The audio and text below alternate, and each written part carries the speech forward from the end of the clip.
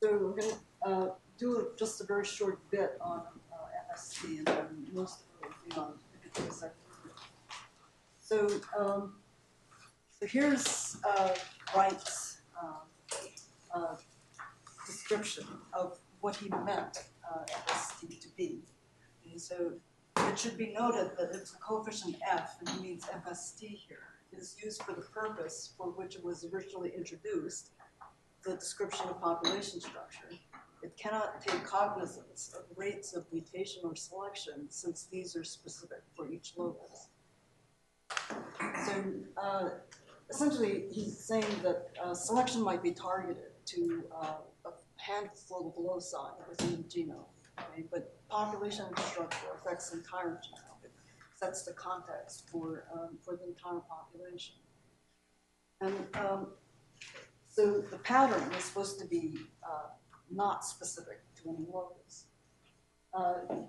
Now, one possible glitch here, okay, is that, of course, you have to estimate FST from genetic diversity at a locus.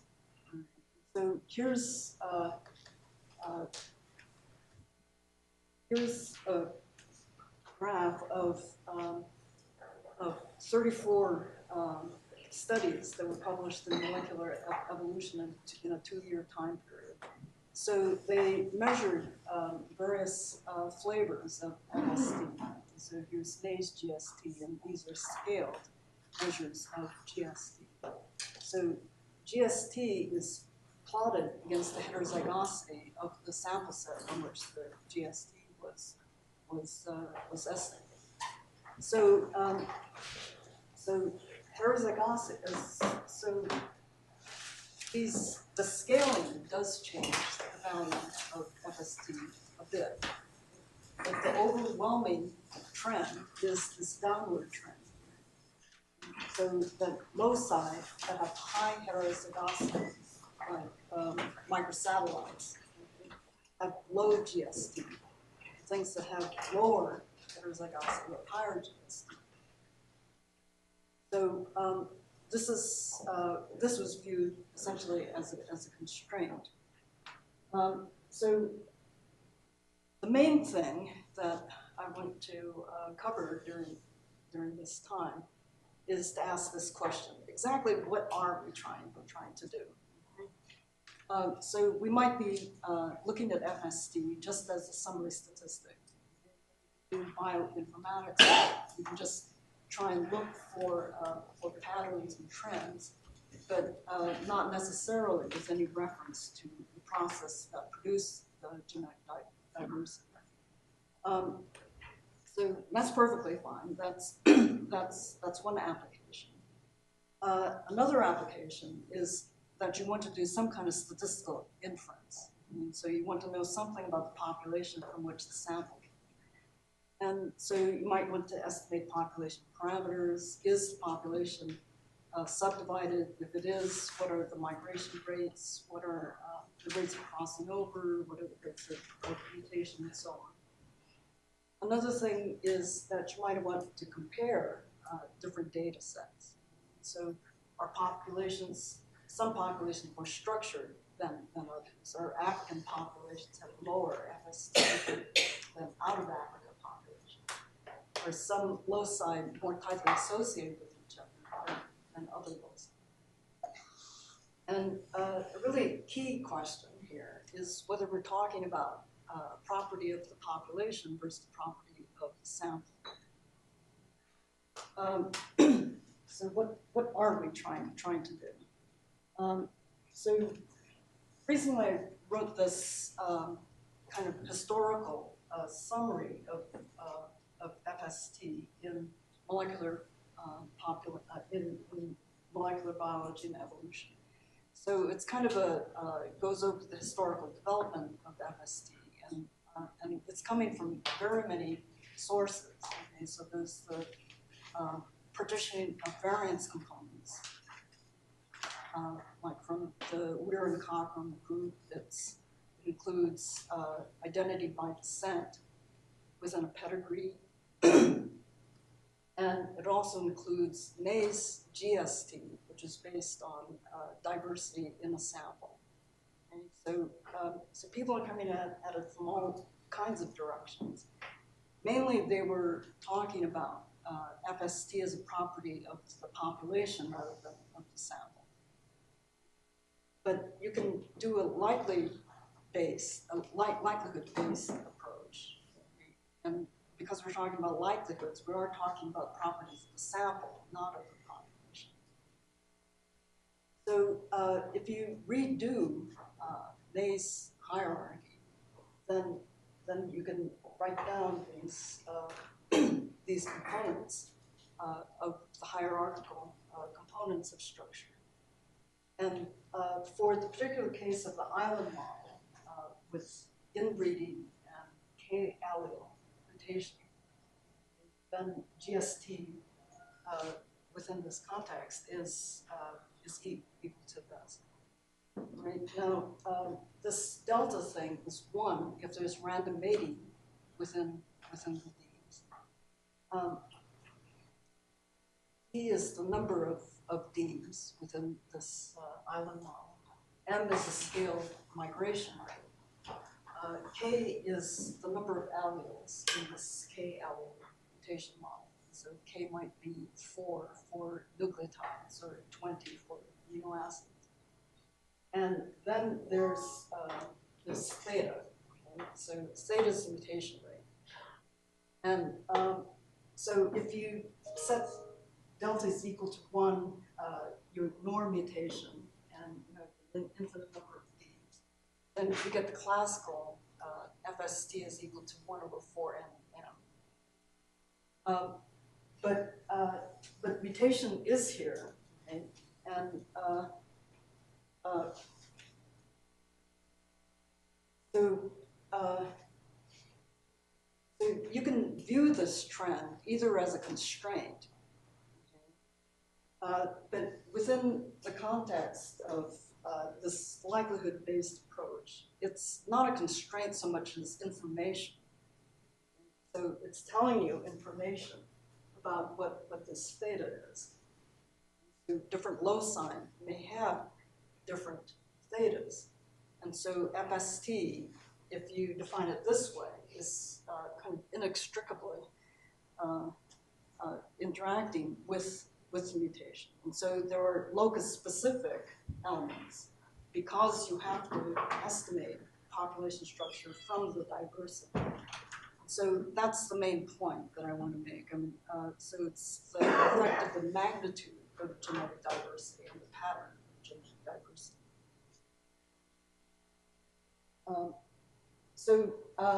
Now I want to talk about LD, okay, linkage disequilibrium. And so it's very similar, actually.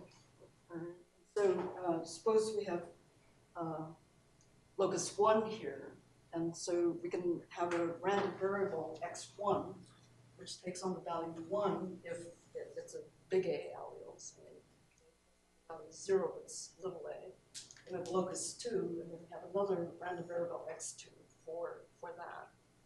Then linkage disequilibrium is association, okay, that determined.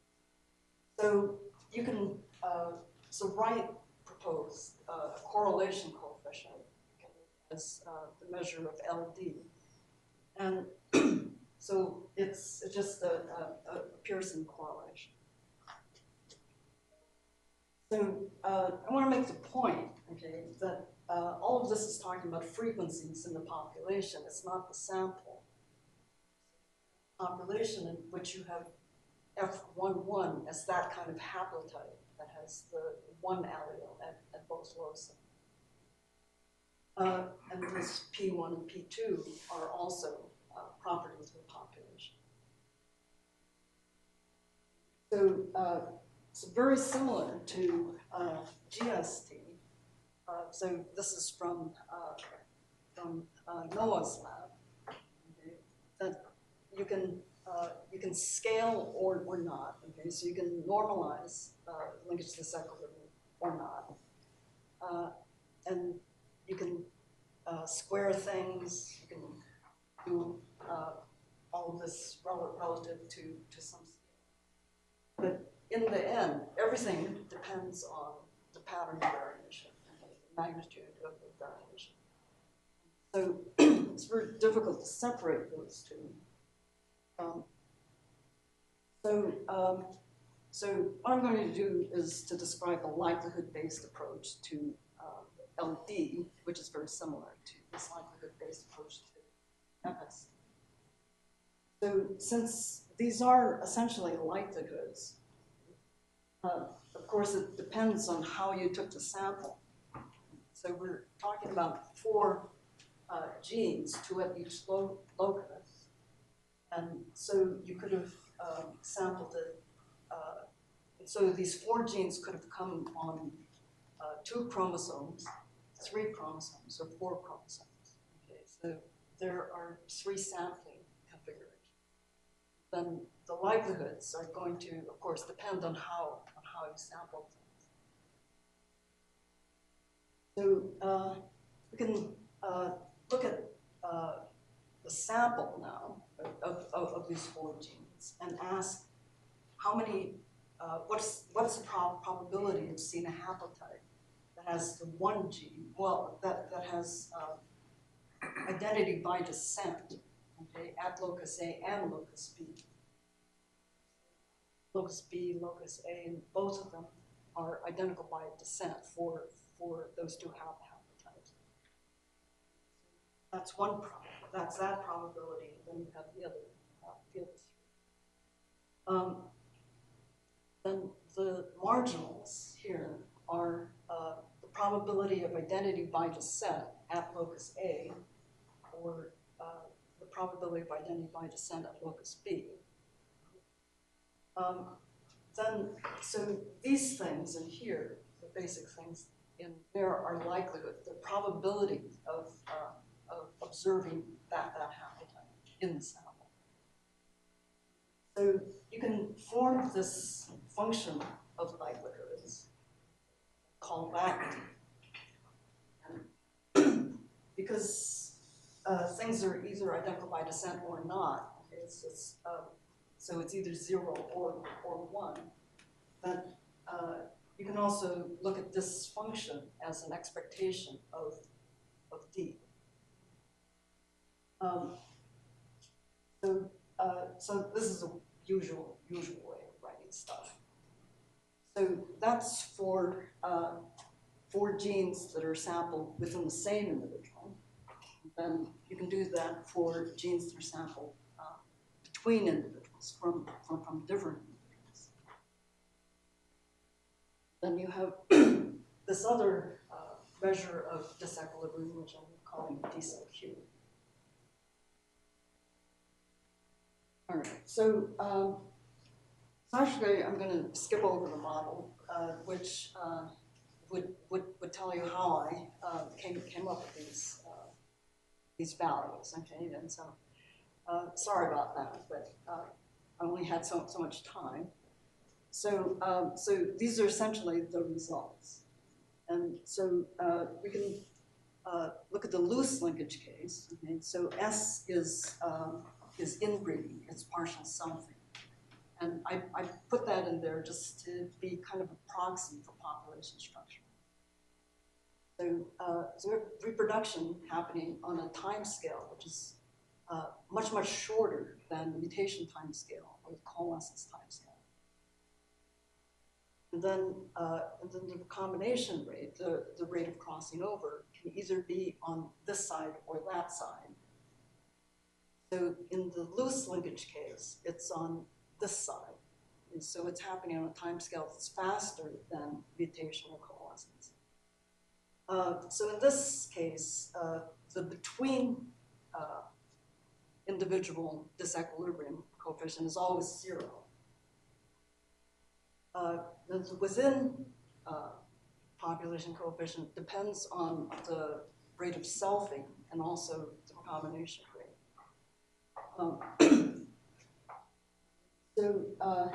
So this is called linkage disequilibrium by Weir and Cochrane. And so in the 1970s, they worked out what I'm calling the within the individual linkage disequilibrium.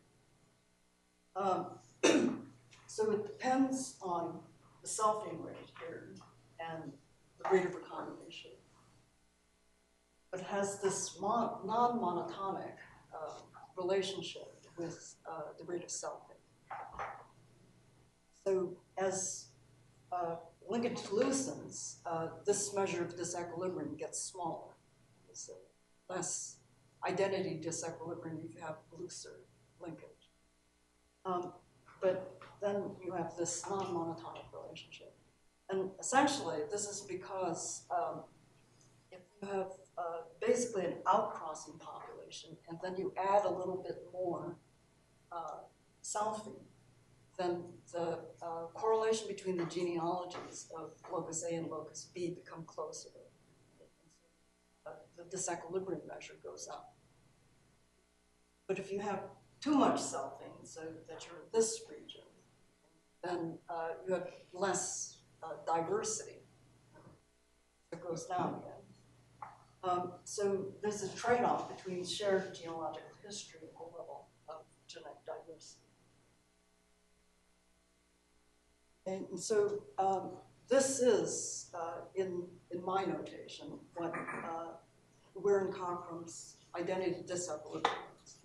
So it's this within individual D, but then it's scaled by this diversity measure. But it's for between individual diversity. So this 1 minus G sub A here is the probability that if you pick two genes from locus A from different individuals, they will not be identical by state. So that's what identity disequilibrium, when I plotted on the last slide, is. But why scale within individual disequilibrium by between individual diversity? You could scale it by within individual diversity, and you get this. So this is nicer because now it has a monotonic relationship with S. So as S increases, this measure, this scaled measure of disequilibrium gets big. Unfortunately, it can get big without bound. But it is monotone, which I think is more useful if you want to think about what selfing is doing. Okay, so that was the first part. That's loose linkage. Then for tight linkage, the recombination rate is on the same order of the coalescence rate and mutation rate. And then, so now both the within individual disequilibrium and between individual disequilibrium depends on everything. And so it depends on the population structures, the rate of crossing over, and at both loci. Okay, and so, so this case of tight linkage is really tight. And so, so Sarah Tishkov, I think, was the first to point out that linkage disequilibrium is lowest in Africa. It gets higher as you get out of Africa.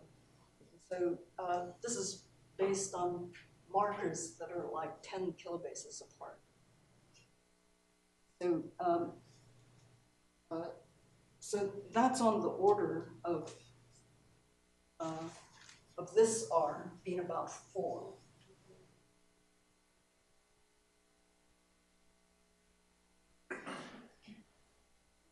So, all right. So now we can talk about between individual disequilibrium, and then we can scale it by the between individual diversity.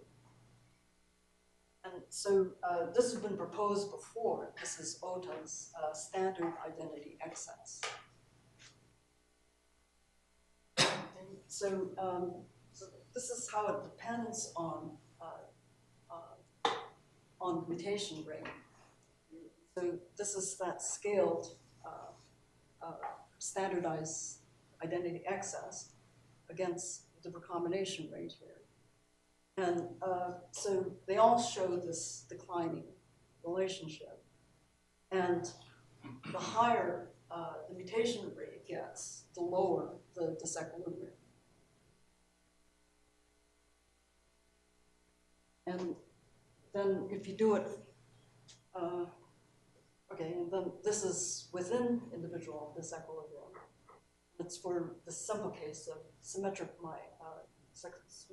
mutation. Then you have this declining relationship with the recombination rate and an increasing relationship with the level of selfing. So as population structure increases, this disequilibrium measure increases monotonically. So this is again from Noah's lab. So we're talking about that very, very tight linkage of 10 kilobases. So you do see that relationship with R. Then different populations have different, so they all have that form, okay, but the same form is migrated up. And so I was hoping that that this would kind of indicate the effect of population structure. Okay, so so if you want to scale things by the maximal LD, you can. Okay? And so so these are the maximal values, and it depends upon what kind of how you took the sample. It depends on the sampling configuration. So so it could be on 2 chromosomes, 3 chromosomes, or 4 chromosomes, and then there's a different maximum if it's 2 chromosomes, 3 chromosomes, or 4 chromosomes. So you can scale it if that's what you want to do. But basically, I think we're back to this question. Okay? So basically, you can use whatever disequilibrium measure you like, but people should try to answer this question. I think what are they trying to do, and then they produce these numbers. So there is this thing about the dependence on theta, and it goes, so doing it on a sample-based approach doesn't remove that dependence on the mutation rate. And so if you really want to kind of duck the problem, you can look at loose linkage, and then look at disequilibrium within individuals, but under random mating. Okay? And then that scaled disequilibrium rate is truly independent of the mutation rate. So, but that's the only one. Otherwise, it depends on everything. But if you scale it this way, then at least you have this monotone property. So that is, as you increase population structure, disequilibrium goes up. As you increase recombination rate, disequilibrium goes down. Okay, and right on to that, I'm done. So.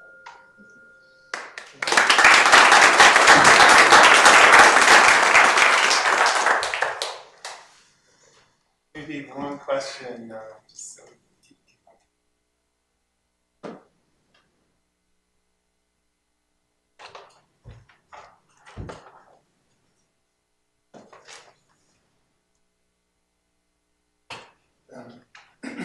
Well, maybe let's just move on and catch Marcy in